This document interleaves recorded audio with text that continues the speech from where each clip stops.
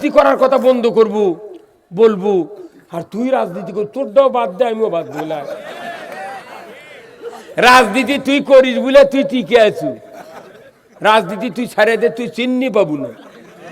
আমরা তাও করে খামো, আমাদের জুম্মার ইমামতি আছে, চাকরি আছে, দোয়া দরুদ বক্তৃতা সব আছে। আর তো কুত্তাও সালাম দেবে না, কথা ঠিক কিনা? হ্যাঁ বলবো, ঠিক কিনা? কত ক্ষমতার থাকো স্যারেনার আমাদের আফসোস নাই। কে তুমি চালাও, আমার আপত্তি নাই, কিন্তু আল্লাহ তাআলা কোরআনে বলছেন যে তুমি কোরআন দিয়ে দেশ চালাবে না, তুমি সমাজে নেতৃত্ব দিবে, তুমি মেম্বার হবে, চেয়ারম্যান হবে, সরকার হবে, এমপি হবে, তুমি সকল নেতা হবে, অথচ কোরআনের পক্ষে মানুষ যখন কথা বলে সেই দল থেকে লোক তুমি বার করে দেবে, দল ঢুকতে দেবে না। তোমার একটা ইবাদত আল্লাহ কবুল করবে না। একটা ইবাদতের তুমি কুরবানি করো, হজ করো, জিকির করো, পাগড়ি দাও, নামাজ পড়ো, দান করো, একটা নেক আমল তোমার কাছে আল্লাহ পৌঁছাবে না। কারণ সবচেয়ে বড় অপরাধ হলো আল্লাহর পথ থেকে মানুষগুলিকে বেরোত করা। এই কথা না বুঝে মানুষ খালি আবাদত করিচ্ছে, সমানে গালাচ্ছে হুজুর করুক। ওই কথা আমার যতটি সব আছে, দেড় মন বাঁচিয়ে দেবে, বেশ তোর যায় ক্যাঙ্কা বাপের বেটা, তোর বাঁচি সেরে দেখা হবি, আমি যাবো কিয়ামতের মাঠ। কি কথা কোন দেখা? এখন আসেন, কোরআন শরীফ আমার হাতে আছে। কোরআন শরীফে 26 পারায় একটা সূরা আছে, সূরার নাম আর আমাকে নবীর নাম এক। কি সূরা? এই প্রথমে আল্লাহ কি কি কথা বলেছেন দেখেন। আল্লাহ বলছেন বিসমিল্লাহির রহমানির রহিম আল্লাযীনা কাফারু ওয়া সাদ্দু আন সাবিলিল্লাহি আ'দাল্লা আ'মালাহুম। এক আয়াত। আল্লাহ রাব্বুল আলামিন বলেছেন যে বা যাহারা অবিশ্বাসী, কি অবিশ্বাসী? কোরআন অবিশ্বাসী। এই হুজুর আপনি ঘুমাচ্ছেন গা? এই কি আপনি কি একটা শুইলি আসেন তো, ফুটে দেন তো।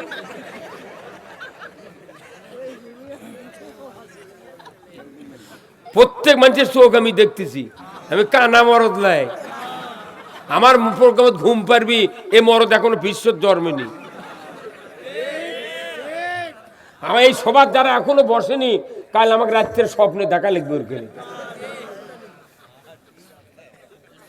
কোরআনের কথা হচ্ছে কি, এটা এত গুরুত্বপূর্ণ কথা, এর উপর বক্তৃতা কোরআন শরীফে আর নাই। জান্নাতে যাওয়ার একটাই বক্তব্য, আর জাহান্নামে যাওয়ারও এক বক্তব্য।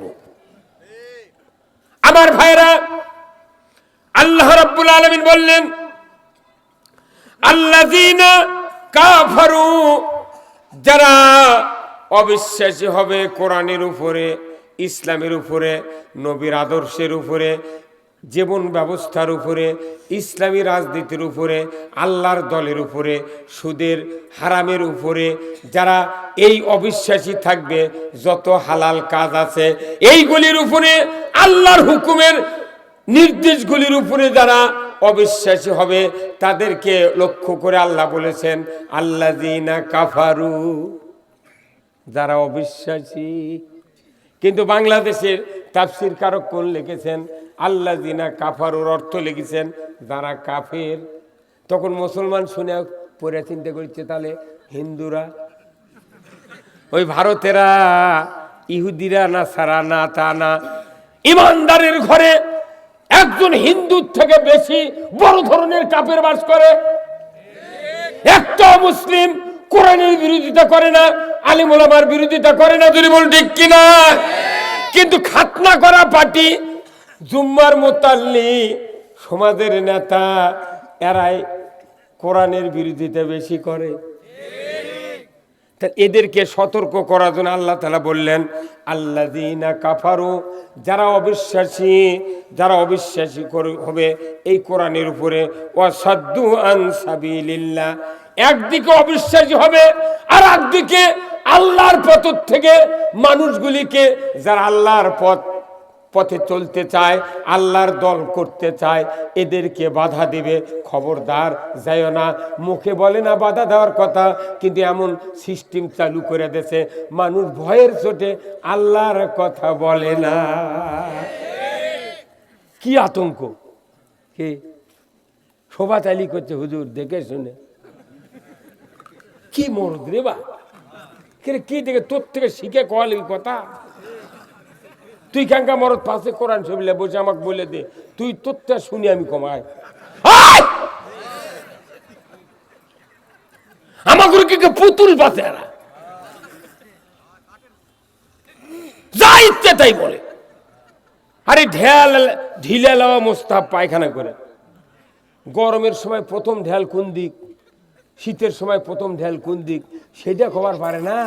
উনি আমাকে হুজুর দেখে শুনে। আবার কয় কি হুজুর রাজনীতির কথা কবেন না। মানে তুই আমাকে রাজনীতি করার কথা বন্ধ করবো বলবো, আর তুই রাজনীতি কর, তোরটাও বাদ দে আমিও বাদ দিলাম। রাজনীতি তুই করিস বলে তুই টিকে আছু, রাজনীতি তুই ছাড়িয়ে দে, তুই চিন্নি পাবো না। আমরা তাও করে খামো।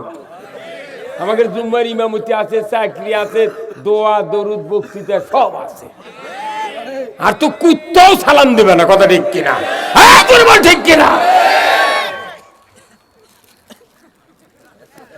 মানুষের ভেতরে সবচেয়ে বড় অপরাধ আল্লাহর কথাগুলি অবিশ্বাস করা, বল ঠিক কিনা? দ্বিতীয় অপরাধ হলো নিজে তো আল্লাহর দল করবই না, মানুষকে আল্লাহর দল থেকে বিরত রাখার চেষ্টা করে। এত বড় অপরাধ পৃথিবীতে নাই।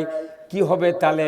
আল্লাহ তাআলা বলছেন আদাল্লা আমালাহুম, এই মানুষগুলি যত রকমের নেক আমল করুক, ভালো কাজ করুক, তাদের আমল আল্লাহ তাআলা বিনষ্ট করে দিবে। আমল যেহেতু বিনষ্ট করার কথা আল্লাহ বলেছেন, তাতে বোঝা যাচ্ছে ইমানদাররাই অবিশ্বাসী হবে, ইমানদাররাই বাধা দিবে। এই কথাটা বয়তুল মুকাররমের ইমাম যদি আজ থেকে 60 বছর আগে যদি বাংলাদেশের তামাম নেতাকে যদি শুক্রবারে মসজিদে বুঝাতে পারত, আমার দেশের অবস্থা এইরকম হতো না। হুজুর কথা কোন টাকা, কি কথা ঠিক কিনা? কিন্তু ওই খালি সরকারের টাকা খাচ্ছে আর সোহান আল্লাহ সোহান আল্লাহ। তুইও কিয়ামতের মাঠে যাবো, আমিও যাবো, দেখি তুই কোনটি যাস। তুই সবচেয়ে বড় জিহাদ হলো আল্লাহর পক্ষে কথা বলা। কোথায় মুসলমান? তাহলে আল্লাহর এই কথার তাৎপর্য বুঝতে পারলেন?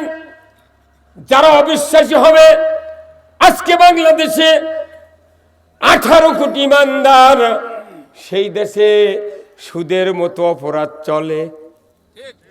তাহলে বোঝা যায় সুদের হারামের প্রতি বিশ্বাস করে না, তাহলে ওই অবিশ্বাসী। কোরআনে আছে চুরি হারাম, চুরি কবিরা গুনাহ। এই চুরি বন্ধের জন্য হাত কাটার আইন আল্লাহ তাআলা কোরআনে নাযিল করেছেন। ওয়াসারিকু ওয়াসারিকাতু ফাকতাউ আইদিয়াহুমা। চোর আর চুন্নি যদি ধরা পড়ে, 5টা গ্যারান্টির পর খাদ্য, বস্ত্র, চিকিৎসা, শিক্ষা, বাসস্থান, 5টা গ্যারান্টির পর যদি কেউ চুরি করে ধরা পড়ে, আল্লাহ বলেছেন হাত কাটার আইন তুমি কায়েম করে আল্লাহর আইনে রাষ্ট্রীয়ভাবে তুমি হাতটা কেটে দাও। একটা চোরের হাত বয়তুল মুকাররমের উত্তর গেটে যদি কাটা হতো, ডিশের লাইনে যদি দেখানো হতো, বিটিভি, এনটিভি, এসিটিভি 24/71, হ্যাঁ 76-72 যদি দেখানো হতো, গরু চুরি তো দূরের কথা, মসজিদে একটা স্যান্ডেল চুরি হতো না। মানুষগুলি ঘরের দরজা খুলে, বাড়ির দরজা খুলে মানুষ বসে থাকতো, শুয়ে থাকতো। এই চুরি বন্ধের আইন কেন তুলে দিয়েছে? এর কারণ হলো চোরের হাত কাটার আইন 600 বছর ছিল, কিন্তু এই চোরের হাত কাটার আইন কারা তুলে দিয়েছে জানেন? যারা তালা চাবি তৈরি করে কারখানা, তালা চাবি কথা কোনে রে? তালা চাবির সাথে চোরের সম্পর্ক। তালা চাবির কোম্পানি দেখলো যদি চুরি বন্ধ হয় তাহলে তালা চাবি তো আর বিক্রি হবে না। এই চুরি দেশে ওই জন্যই মসজিদে আমার জীবনে আমি প্রথম জীবনে দেখেছি। আমি যখন দাখিল আওয়ালে সাহারামে পড়ি, আমার গ্রামের মসজিদ ছাড়া আরো হাজার হাজার মসজিদ ছিল, চাবি ছিল না।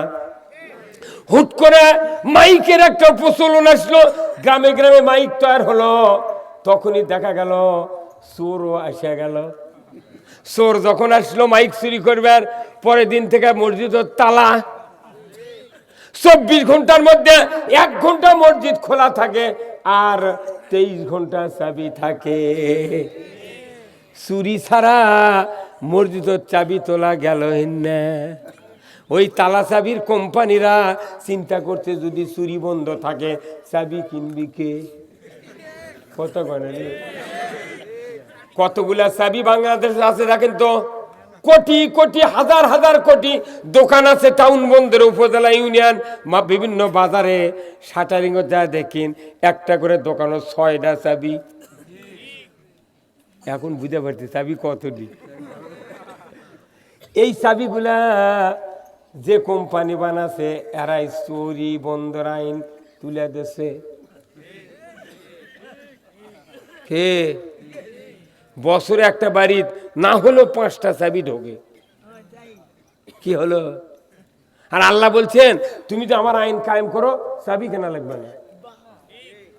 চাবি যদি কেনা লাগে না আগে, তাহলে ওই কোম্পানিগুলো কি ভাত পাবে? কথা কয় না ময়না, বুঝতে হবে